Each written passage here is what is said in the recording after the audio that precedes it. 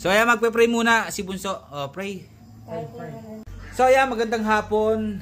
At yun, nagtrabaho tayo. Tapos pagkatapos natin magtrabaho, niyakad natin si Bunso.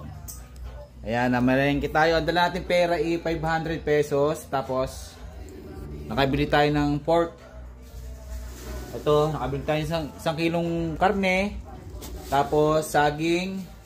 Tapos mangga, nagpabili si Bunso kasi siya yung nakakatulong natin paglilinis dito sa loob ng bahay. Tapos si Kuya, ayan, pagdating natin nagsaing na siya. Pagluluto natin yung mga bata. Itong binili kong pork na to, binili ko 1 kilo. Hanggang bukas na to sa almusal. Tapos yung sa maluto nila. Ayan ah. Nagsasaing pa si Kuya. Yun, yung 500 na yun, ito yung nabili. Isang piling na saging. Kasi hindi talaga ako nagpapawala ng saging sa mga bata. Kailangan nila sa katawan to. Ayan, nakabili tayo ng mantika. Yung mga ricado. Tapos ngayon mag-aadobo tayo. Tapos bukas magpa-fried. Pa-fried na para sa maluto nila. Ayan. Si Kuya yung lang nagsasaing. Tapos naghuhugas. Si Bunso naman yung yung naglilinis dito sa loob ng bahay. Kaya magluluto muna ako tapos abangan yung pagkain nila. Kaya paghahain natin sila. Wala si Mrs. bukas, aagahan natin ang gising. Mga 4 AM kailangan gising na tayo, nagluluto na tayo ng kakainin ng mga bata, papasok sila sa eskwela. Ikaw na mong sasayang sa alas 4. Ayan, sige ako magluluto ng ulam. Ayun.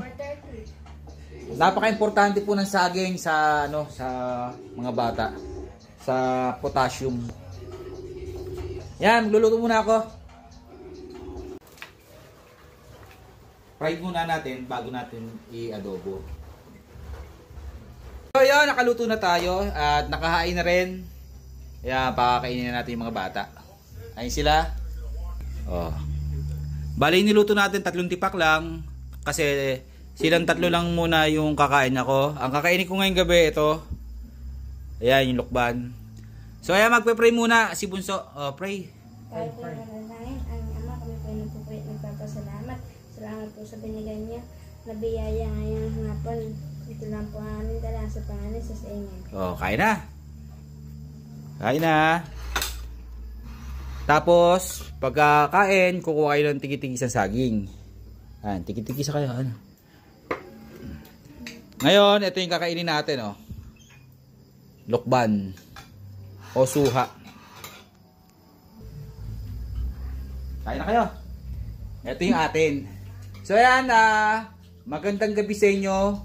Bukas, yun nga, sinabi ko, maaga kami gigising.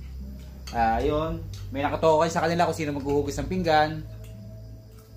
Tapos, yun, sabaybayan nyo pa rin po yung mga video ginagawa natin.